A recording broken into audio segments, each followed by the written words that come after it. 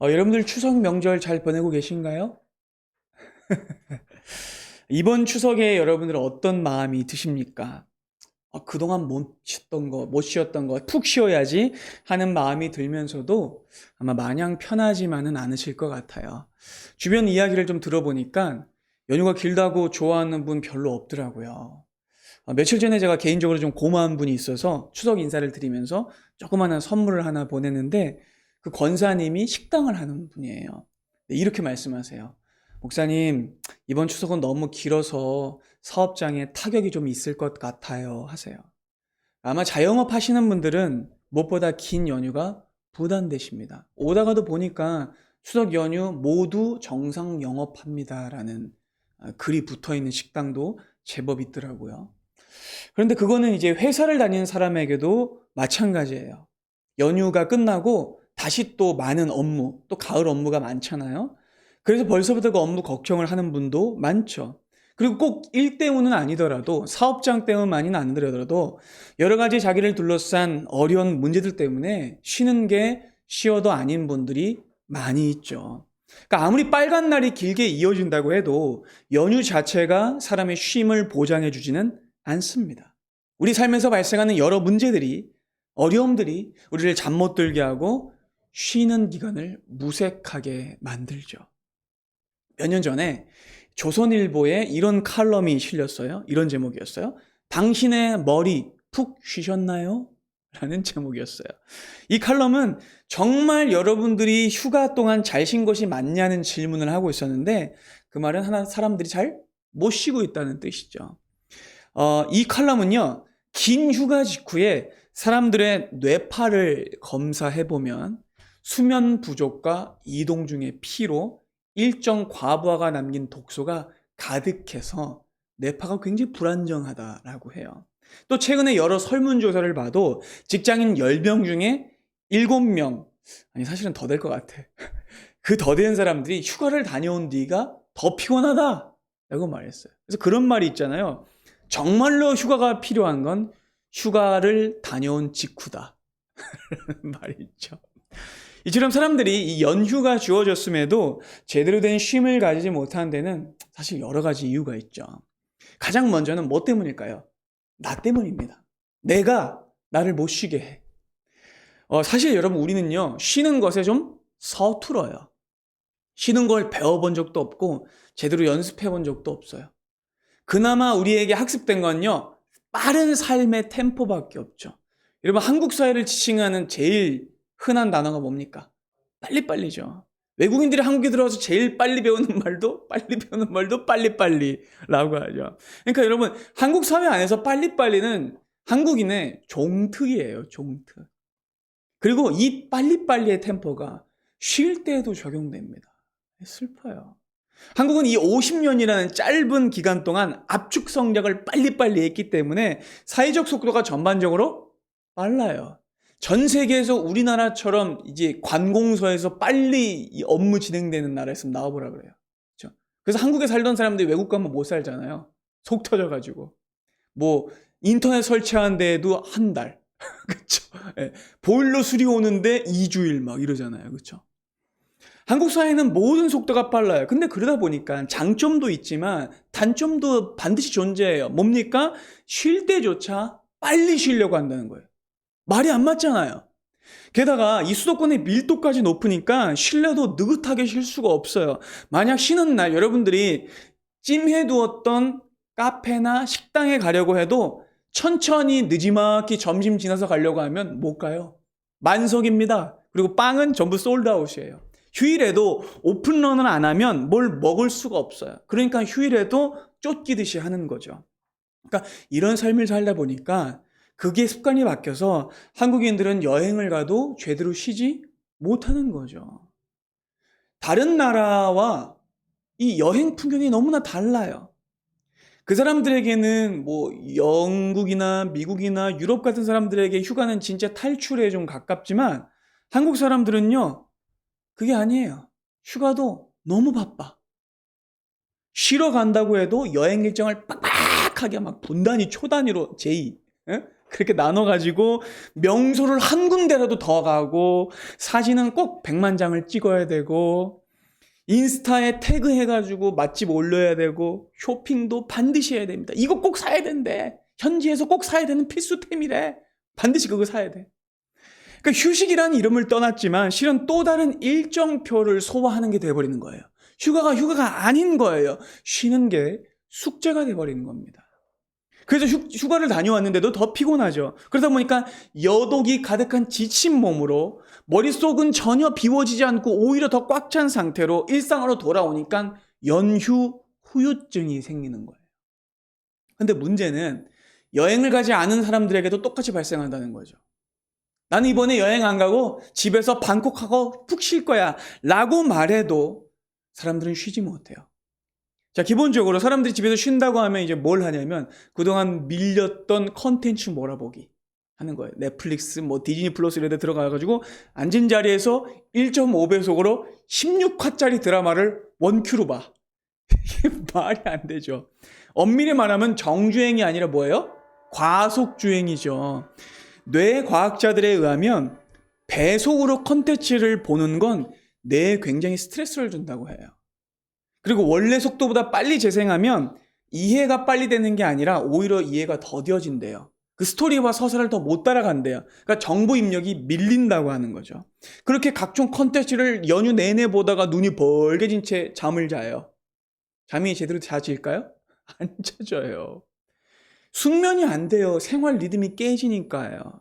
의사들에 의하면 반드시 11시 전에 자야 된대요. 그리고 잠을 잘 때에도 비렘 수면과 렘 수면이 적당히 섞여져야만 약간 선잠과 깊은 잠이 섞여져야만 뇌가 하루 동안의 찌꺼기를 잘 정리하고 좋은 정보를 잘 저장한대요. 근데 쉬는 날도 완전히 뇌를 풀가동을 하니까 더 고통스러운 거죠. 근데 여기서 끝이 아니에요. 몸도 스트레스를 받습니다.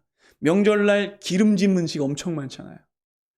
튀김 먹고 전 먹고 갈비 먹고 잡채 먹고 죄다 기름이야. 죄다 기름. 평소에 몇 배나 되는 칼로리를 한 번에 섭취하죠. 그래서 보통 명절이 지나면 몇 킬로 정도 쪄요? 3, 4킬로 그냥 찌죠. 근데 또 그게 소화가 안 돼. 그래서 또 몇 번은 화장실을 가. 갔다 와서 또 먹어. 그럼 보세요. 뇌 건강 나빠지죠. 위장 건강 나빠지죠. 누워서 콘텐츠 보느라고 허리 건강 나빠지죠. 좋은 게 없어요. 이게 보통 일이 아니에요. 그러니까 우리는 쉼이어야 할 시간에 너무나 많은 것을 꽉꽉 채워서 무리하고 또 다른 일정표로 채우려고 한다는 거죠. 우린 지금껏 내가 일하느라 받지 못했던 보상들을 막 주려고 하기 때문에 우리의 그 심리가 더 우리를 몰아붙이는 거예요. 근데 이게 끝이 아니에요, 여러분. 또 뭐가 우리를 못 쉬게 하냐? 여러 관계들 안에서 주어진 일들이 우리를 쉬지 못하게 해요. 그렇죠. 자, 오늘도 끝나고 또 시골 간다고 하시는 분 계신데 한국은 고밀도 사회고 고연결 사회죠. 명절이라고 집안일이 없는 게 아니고요. 꼭 봐야 하는 사람들이 생깁니다. 시골 가야 되죠. 친정 가야 되죠. 시댁 가야 되죠. 본가 가야 되죠. 그리고 돈 나가야 되죠. 그리고 그걸 위해서 이동할 때마다 체력이 소진됩니다. 너무 피곤해. 그렇게 진을 빼고 친척들을 만났어요. 근데 행복합니까? 아니죠. 뭘 늘어나요? 잔소리 늘어놓죠. 그 통계에 의하면 성인 10명 중 9명이 사실 이것도 나는 좀 적게 잡은 것 같아. 거의 전부가 명절 스트레스를 받는 거예요. 개그우먼 장도연 씨 아시죠? 키 큰. 그 장도연 씨가 최근에 이런 이야기를 하는 걸 봤는데 자기는 명절이 되면 유독 힘든 게 친척들에게 과도하게 연극을 해야 된대요. 뭐 어떤 연극이냐면 결혼하라는 잔소리를 듣지 않기 위해서 나 지금 혼자인데도 행복해. 나 너무 잘 지내고 있어. 라는 거를 온몸으로 보여줘야 해서 연극을 해야 된대요. 너무 안타깝죠. 그래서 식사가 끝날 때까지, 가족 모임이 끝날 때까지 난 너무 잘 지내고 있어. 막 이렇게 이거를 막 연극을 해야 돼서 명절이 너무 피곤하다는 거예요. 진짜 안타깝죠. 그러니까 여러분, 뿐만이 아니에요. 명절날 또 우리가 제대로 쉬지 못한 이유는 누군가가 쉬기 위해서는 누군가는 일을 해야 돼요. 그렇지 않습니까? 여러분 생각해 보세요. 자, 이런 현상은요, 가정이라는 소집단에도 발생하고 사회라는 대집단에도 발생해요. 자, 생각해 볼게요. 가정 안에서는 어떨까요? 요즘엔 그래도 좀 많이 줄었다고 하지만 특히 명절이 되면 많은 여자분들, 특별히 누가요? 어머니들이 쉬지 못해요. 더 바쁘죠? 각종 음식에 전에 나물에 손 많이 가는 음식들 몇 판씩 하느라고 허리가 부러질 지경이에요. 예전에 아나운서 김대호 씨가 명절 보내는 거 나 혼자 산다에 나온 적 있었는데 보셨어요? 굉장히 충격적인 에피소드여서 지금도 회자되고 있어요. 대가족 중에 대가족이었는데 가족들이 몇십 명이, 50명이 뭐야. 더 모였어. 몇십 명이 모여서 차례를 지내고 가족 모임을 하고 인사하고 줄 서고 선산김씨 가문 모임이라고 모였는데 음식이나 이 행사 절차가 말도 안 되게 길어요. 그리고 그 집안의 여자분들이 얼마나 고생을 하는지 보는 사람이 안쓰러울 정도예요. 김대호 씨 어머니가 며칠 전부터 음식만 계속하는 거예요. 며칠 전부터. 그러니까 전형적인 가부장적 명절 풍경이에요. 근데 늘 자리에 앉아있는 건 누구들만 앉아있을까요?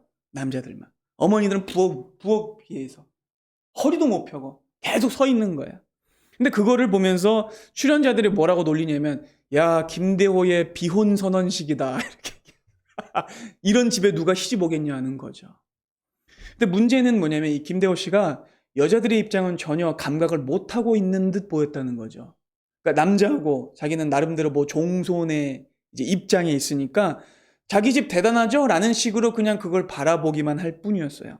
근데 엄청난 집안일이 이어지니까 옆에 있는 연예인 패널들이 기가 차해요. 근데 그 중에 한 사람이 이런 이야기를 했어요. 저 어머니들이 진짜 영웅들이라고.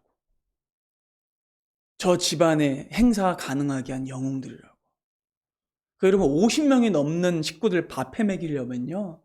종일 주방 노동해야 됩니다. 설거지도 보통이 아니죠. 다 기름이잖아.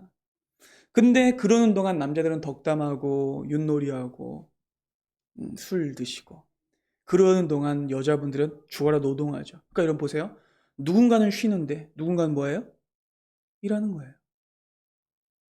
그리고 여러분 이런 일은요. 대집단인 사회에서도 마찬가지예요. 자, 이번 추석에 무려 526만 명이 공항을 이용했대요. 와, 어마어마하죠.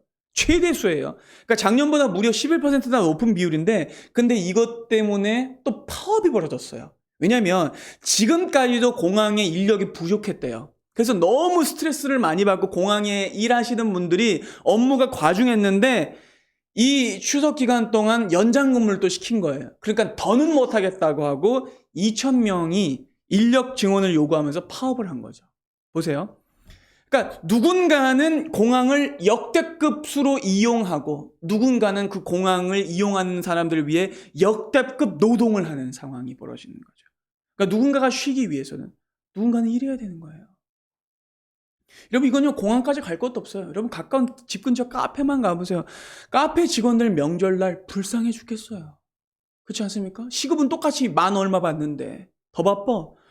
그분들도 쉬고 싶어요. 근데 명절만큼 카페가 붐비는 날도 없죠. 저는 이제 책을 보고 설교 준비하러 카페를 자주 가거든요. 근데 명절 때는 잘 안 가려고 해요. 왜냐면 명절에 카페 가면 자리가 없어. 그리고 명절에는 카페가 도떼기 시장이에요. 그래서 안 가요. 그리고 명절 때 보면은 정말 불특정 다수, 전 연령이 다 모여 있는데 일단 노인분들이 오시죠. 노인분들 되게 주문하는데 오래 걸리고 그게 뭐야? 이렇게 하면서 한참 걸리죠. 아이 키운 젊은 부부들이 카페로 도피해 오죠. 취업준비생들이 집에서 잔소리 듣기 싫어가지고 공부하러 오죠. 1인 가구들이 갈 데가 없어서 카페로 피신 옵니다. 그러다 보니까 온갖 인간 군상들이 다 있어. 노인분들도 아무것도 모르는 애들도 있고 그 애들은 우는데 엄마 아빠는 신경도 안 쓰고 핸드폰만 하고 진상 고객들 고성방가하고 그러니까 이걸 보니까 정말 버라이어티한 거예요. 근데 여러분 이용객들만 힘드냐? 그렇지 않아요.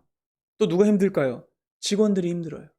카페 알바생들의 표정을 명절에 보면 와 얼굴이 노래요. 그러니까 명절 기간 동안 카페 안에 앉아 있으면 좀 서글퍼져요. 진짜 서글퍼져요. 그러니까 종합해 보면 오늘날에 우리는 사회적으로나 개인적으로나 제대로 쉬지 못하는 거예요. 육체적으로나 정신적으로나 쉬지 못하는 겁니다. 우리는 전인격적으로 쉬질 못해요. 온갖 걱정, 염려, 불안, 자기 혐오 이런 것들을 통해서 어쩌면 우리는 진정한 의미에서 쉬어본 적은 없는지도 모르겠어요. 그리고 여러분, 이건요, 단순히 관계 때문도 아니고 현실 때문도 아닙니다. 경제적 문제 때문도 아니에요. 사람은요, 내가 직업적으로 성공한다고 해도, 사랑하는 사람을 만난다고 해도, 사회에 선하고 도덕적인 일을 한다고 해도, 나름대로 자랑할 만한 조건과 재산을 가진다고 해도 자기 인생에 만족하지 못해요. 사람들은 누구나 자기의 삶에 무거운 것들을 가지고 있어요. 그렇게 여러분, 우리는 역사상 가장 바쁜 시대에, 가장 쉼이 필요한 시대에, 가장 쉼을 가지기 어려운 삶을 살아가고 있어요. 그렇다면 여러분, 우리는 왜 도대체 이렇게 잘 쉬지 못하고 있는 걸까요? 여러분, 그 이유는 인간이 근본적으로 짐을 지고 있기 때문입니다. 그래서 그 짐 때문에 쉼을 갖지 못하는 거예요. 그런데 여러분, 오늘의 본문을 보면 우리 주 예수께서 이렇게 말씀하십니다. 수고하고 무거운 짐진 자들아, 다 내게로 오라. 내가 너희를 쉬게 하리라. 그리고 여러분, 이 말씀은요, 우리의 처지와 우리의 정체를 밝혀줍니다. 여러분, 주님은요, 우리의 문제를 알고 계세요. 모든 사람이 짐을 짊어지고 살아간다는 걸 분명히 아십니다. 근데 여러분, 한번 생각해 볼까요? 사실 처음 사람에게는, 인간이 처음 창조되었을 때는 인간에게 짐이 지어져 있지 않았어요. 인간에게는 근데 어느 순간부터 짐이 지어지게 됐어요. 왜 그렇게 됐습니까? 첫사람 아담이 범죄했기 때문입니다. 사실 처음 아담에게 지어졌던 것은요, 짐이 아니라 거룩한 소명이었죠. 그렇죠? 하나님께서 만드신 이 모든 것을 경작하고 지키는 겁니다. 아바드하고 샤마르 하는 것이었죠. 보존하고 준수하는 것이었습니다. 근데 아담이 범죄함으로 인해 모든 것이 망가졌어요. 일이 그 이후에 뭐가 됐습니까? 짐이 돼버렸죠. 그렇죠? 그리고 앞서 언급한 모든 문제가, 인간 삶의 모든 어려움이 바로 이 죄 때문에 발생했어요. 그래서 아담 이후에 모든 사람들이 모든 분야와 모든 영역에서 짐을 지게 된 거예요. 그래서 일이 짐이 된 거고요. 인간 관계가 짐이 된 거고요. 자기 자신의 삶이 짐이 된 거고요. 무엇보다 죄가 짐이 돼버린 겁니다. 여러분, 죄는요, 다만 인간의 일만 망가뜨린 게 아니라 창조세계 전체를 망가뜨렸습니다. 그래서 그날 이후로 모든 인류는요, 짐을 가지고 살게 됐고, 그 이후로는요, 제대로 쉬지도 못하는 거예요. 쉰다고 해도 마음속에 진짜 쉼이 없는 거예요. 모든 게 변질되고 오염됐습니다. 근데 여러분, 정말 더 절망적인 것은 뭐냐면, 이런 짐덩어리의 삶을 우리가 살아가고 있음에도 불구하고 인간이 자기의 상태를 제대로 깨닫지 못하고 있는다는 데 있어요. 헛된 것으로 더 수고하고 이 짐을 오히려 더 무겁게 만든다는 데 있어요. 그리고 그것뿐만 아니라 타인에게도 짐을 계속해서 부과한다는 거죠. 부담을 주고 고통스럽게 하고. 여러분, 우리가 이 말씀을 더 제대로 살펴보기 위해서는요, 예수님이 무엇을 의도하신지를 생각해 봐야 돼요. 자, 1차적으로 어떤 의미가 있냐면, 예수님은 너희가 수고하고 무거운 짐을 졌다고 말씀하시잖아요. 근데 당시 유대인들의 어깨에는요, 어마어마한 짐이 부과되어 있었습니다. 그것은 어떤 짐이냐면 바로 율법의 짐이었습니다. 그러면 당시 유대인들은요, 할라카라고 불리는 유대인 율법 규정을 지키고 있었는데, 바리새인들과 서기관들이 주로 가르친 거였어요. 이 안에는 39가지의 중심되는 목록들이 있었고, 확대하면 613가지나 있었는데, 엄청나죠? 어지간한 일은 여기 다 걸려요. 제가 자주 말씀드리잖아요. 안식일에 1000보 이상 걸으면 안 돼요. 그리고 안식일에는 촛불을 켜도 안 돼요. 안식일에는 여기 스위치를 눌러도 안 돼요. 안식일에는 엘리베이터 버튼도 누르면 안 되죠. 안식일에는 빵을 해도 안 돼요. 떡을. 그러니까 빵을, 우리나라 말로, 그 사람들은 빵을 먹으니까 우리나라 말로 하면 밥을 푸는 것도 안 되는 거예요. 그러니까 전날 퍼놔야 돼. 이게 말이 안 되는 거예요. 그렇게 해서 모든 것이 다 율법으로 제재됐어요. 그리고 또 어떤 법이 있냐면, 유대 남자는 이렇게 해야 한다. 라는 법이 쫙, 유대 여자는 이렇게 해야 된다? 쫙. 그리고 그 모든 세세한 조항이 당시 유대인들의 삶을 압박했고 어깨에 뭘 부과했다고요? 짐을 부과한 거예요. 근데 문제는 이런 조항을 지키는 중에 당시 유대인들이 이렇게 생각했다는 거예요.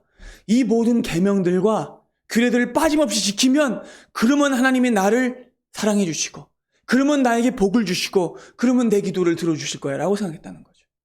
그러니까 하나님은 어떤 분이에요? 거래의 대상인 거예요.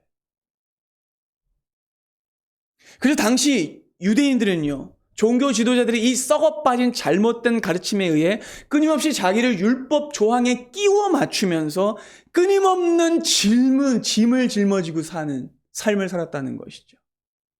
여러분 어떠세요? 이런 얘기 들으면 어떤 마음이 드세요? 그래도 다행이다. 우리는 그래도 이렇게 말씀을 듣지 않으니까. 목사님이 그래도 우리한테는 이렇게 율법 지키라고 하지 않으니까 다행이네? 그런 마음이 드세요? 네, 여러분, 제가 그런 말을 하지 않는다고 해도 여러분들은 이미 수많은 짐을 지고 있습니다. 여러분 사회적으로 짐을 지고 있고요. 개인적으로도 짐을 지고 있고요. 가정적으로도 짐을 지고 있습니다. 여러분 정신적으로 영혼적으로 짐을 지고 있어요. 사회는 뭐라고 말합니까? 남자는 이래야 돼. 여자는 이래야 돼. 20대는 이래야 돼. 30대는 이래야 돼. 뭐 그게 한 90살까지 있더라고. 90세는 이래야 돼. 청년은 이래야 돼. 중년은 이래야 돼. 노년은 이래야 돼. 친척들 만나면 뭐라 그래요? 이제 대학 가야지. 그 다음 뭐예요? 이제 취업해야지. 그 다음 뭐예요? 이제 애 낳아야지. 결혼해야지. 이제 애 낳아야지. 끝도 없어. 이제 손자 낳아야지. 뭐 끝도 없어. 그런 정답들, 세상이 정해놓은 그런 기준들과 짐들이 이미 한국 사회 안에도 유대 사회랑 똑같이 주어져 있는 거예요. 종교적 형식만 아닐 뿐이지 이미 한국 사회 안에 규정처럼 나와 있어요. 그런 사회적 정답들과 성공에 대한 모범 답안들이 이 지금도 우리를 옥죄고 있어요. 세속이라는 또 다른 종교인 거예요, 그게. 또 다른 종교적 법인 거예요. 그리고 그것은 가족에게 더 많은 짐을 부과하고요. 동료뿐만 아니라 나 자신에게도 더 많은 짐을 부여해요.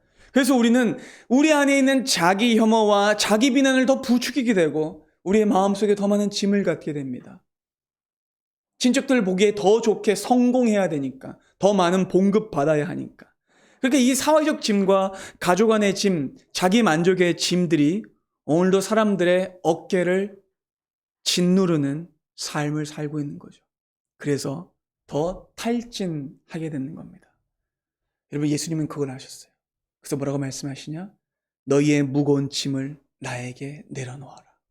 그리고 나에게 오면 내가 너희를 쉬게 할 것이다.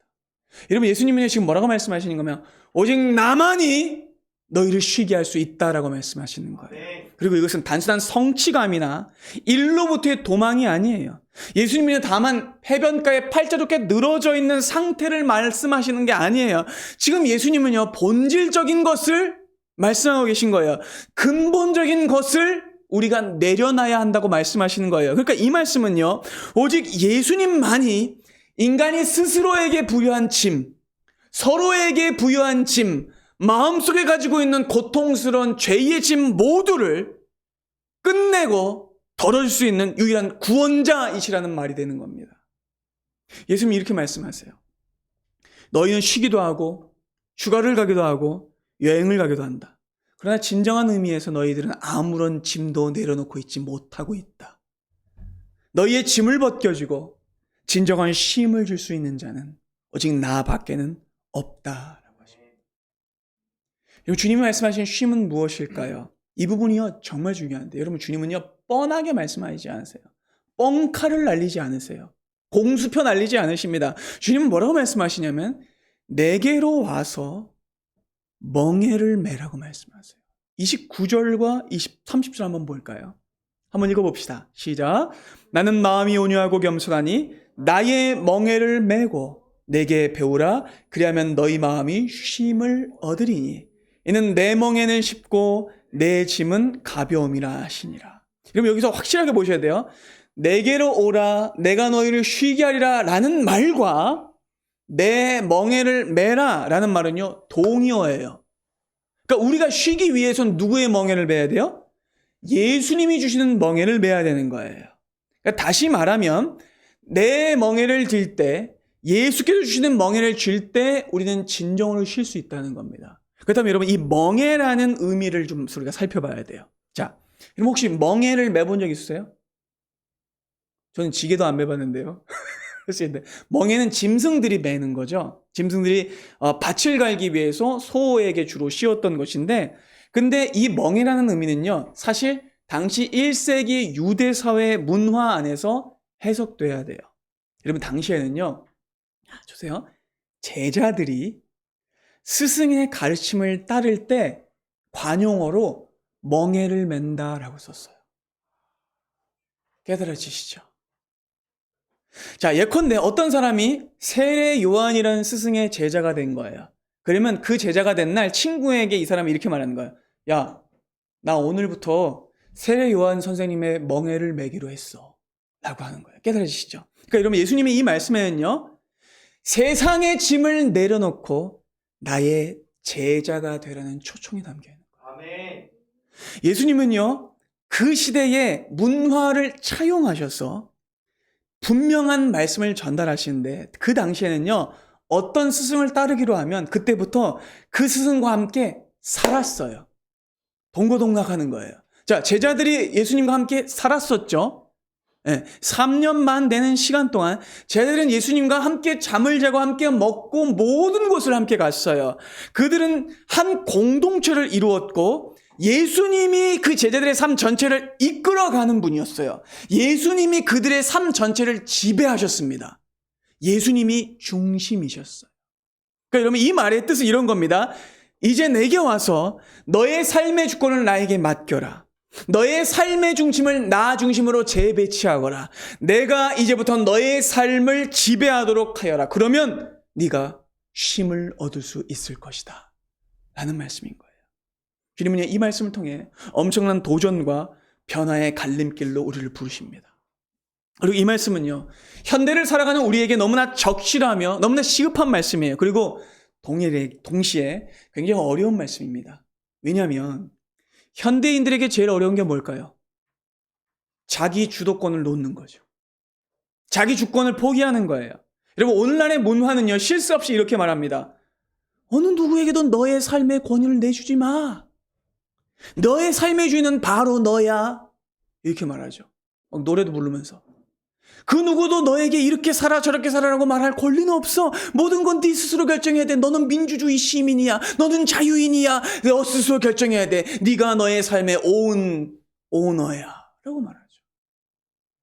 근데 여러분, 우리는 이 예수님의 말씀을 통해서 성령의 음성을 통해 이 말씀의 의미를 깨닫게 되고 세상 사람들의 음성을 걸어 잠그게 됩니다. 여러분들의 삶에 왜 계속해서 짐이 발생할까요? 그 이유는 여러분들이 여러분들의 삶을 스스로 책임지려고 하기 때문입니다. 그래서 그게 내 짐이 되는 거예요. 내가 책임지니까 당연히 내 짐이죠. 그렇지 않습니까? 그리고 여러분들이 여러분들의 인생을 책임지려 하면 책임지려 할수록 아이러니하게도 그 짐은 더 무거워질 겁니다. 그렇죠. 여러분들이 왜 불안합니까? 왜 만족하지 못합니까? 왜 쉬지 못합니까? 왜 인생이 조급합니까? 왜 무겁습니까?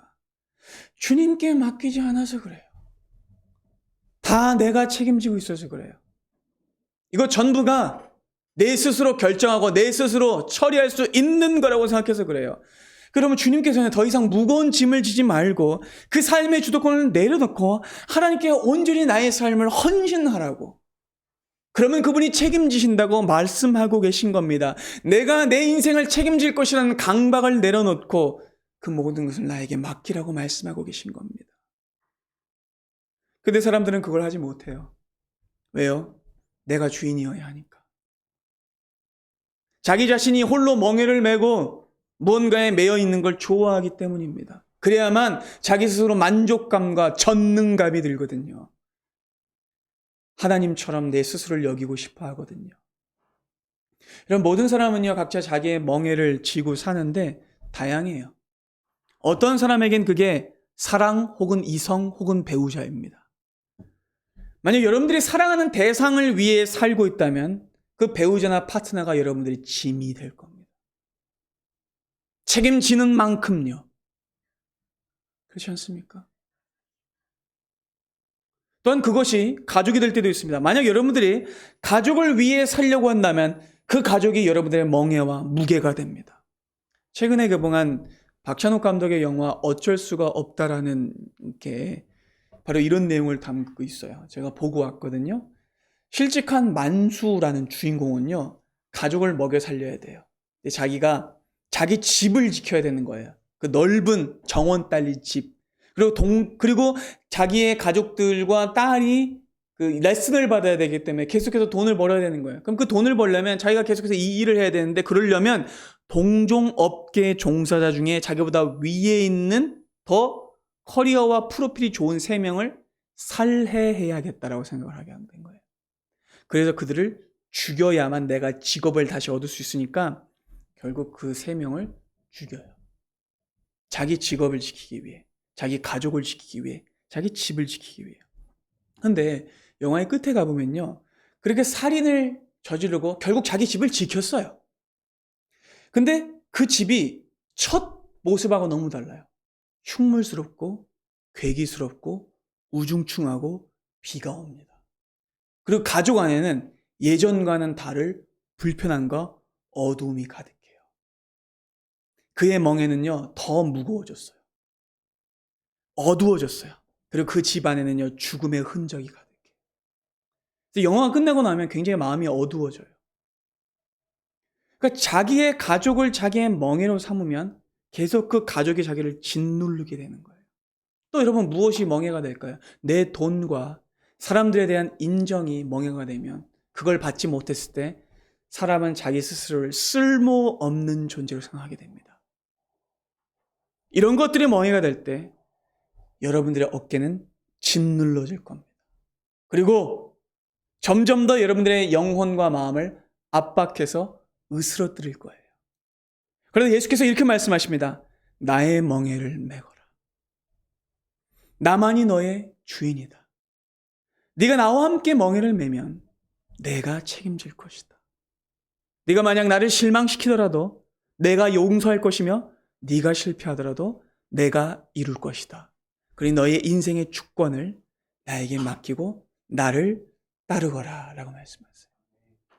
여러분, 그리고 이 말씀에 담겨 있듯이 이것은 단순한 한 번의 각오나 결단으로 할 수 있는 일이 아닙니다. 여러분, 예수님 당시에 멍에를 매는 게 무슨 뜻이라고 했죠? 스승을 따른다라는 말이었습니다. 스승과 함께 사는 것이라고 했습니다. 스승이 가는 곳에 끝까지 가는 것이라고 했습니다. 스승과 함께 먹고 자고 생사를 함께 하는 것이라고 했습니다. 절대로 스승과 떨어지지 않고 그 스승이 자기 삶의 주인이 된 것처럼 살아가는 것이 멍에를 매는 것이라고 했습니다. 그러니까 이 말은요, 그리스도의 진정한 제자가 됐다고 한다면 끝까지 그 그리스도를 따라야 한다는 말입니다. 더 이상 과거의 멍에를 매지 말고 세상의 염려와 세상의 근심과 나의 불안과 나의 돈과 가족과 이성과 사람의 인정이 나를 짊어지게, 그것들이 나를 누르게 하는 것이 아니라 예수 그리스도께서 모든 것의 주인이심을 고백하며 짐을 내려놓아야 하는 겁니다. 주디스 슐레비츠라는 미국의 굉장히 유명한 저널리스트가 있어요. 이분이 뉴욕타임즈에 아주 훌륭한 기고를 했는데 그것이 또 책으로 나오기도 했어요. 근데 이분이 안식일에 대한 굉장히 탁월한 책을 썼어요. 그 중에 한 부분을 제가 좀 읽어드릴게요. 대부분의 사람들은 일을 멈추려면 일을 안 하면 된다라고 생각한다. 그러나 대충 기어를 내리꽂듯이 하는 것은 쉼이 아니다. 안식일은 그렇게 간다는 것이 아니며 매우 정밀하고 의도적으로 만들어졌다. 우리의 세속적 여가 활동은 안식일이 우리에게 해줄 수 있는 것은 절대로 해줄 수 없다.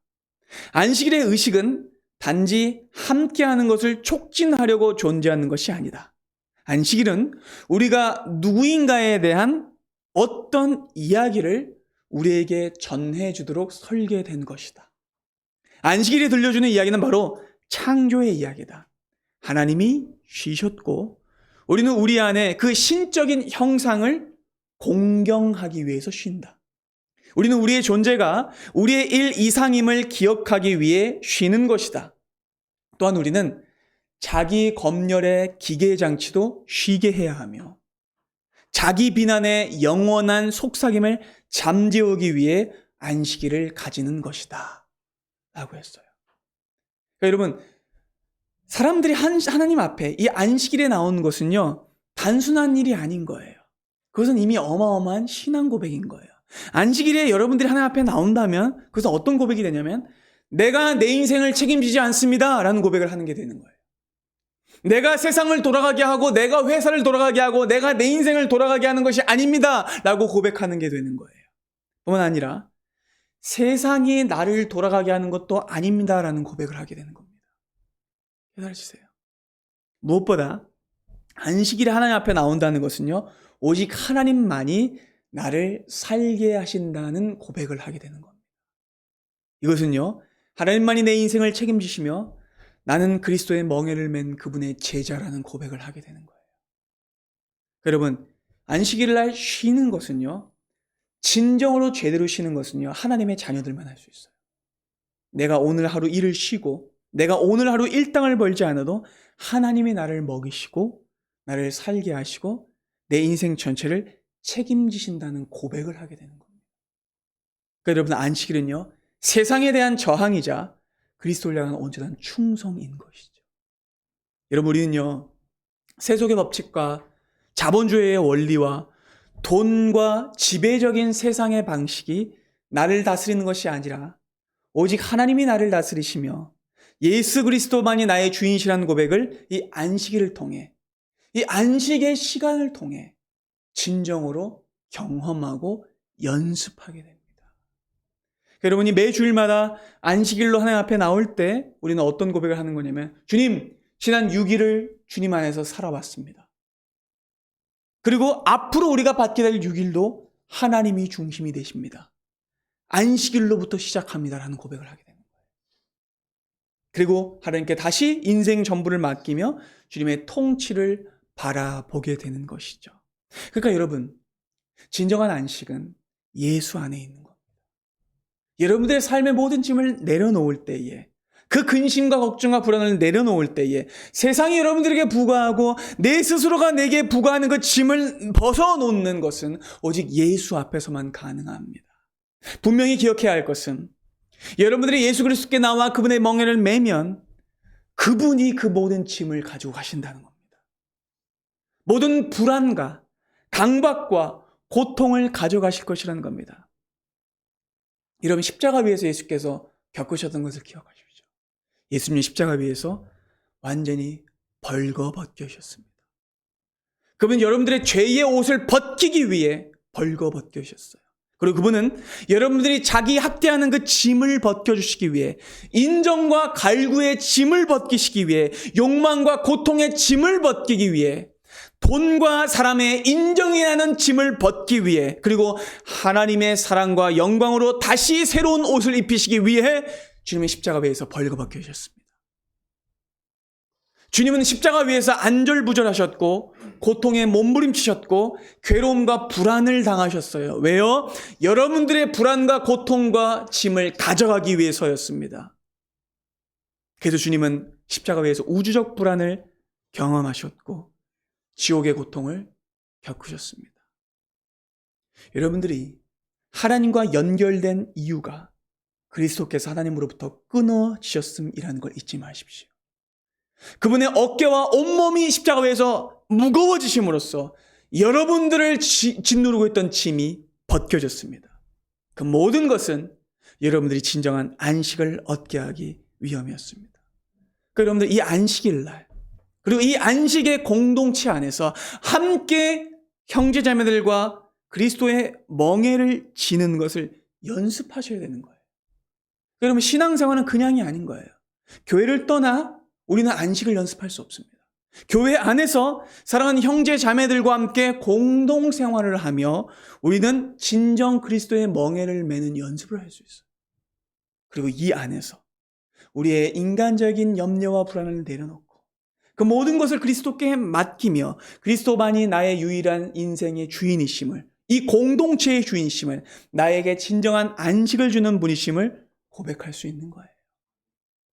여러분, 진정한 쉼은요, 환경이 있지 않아요.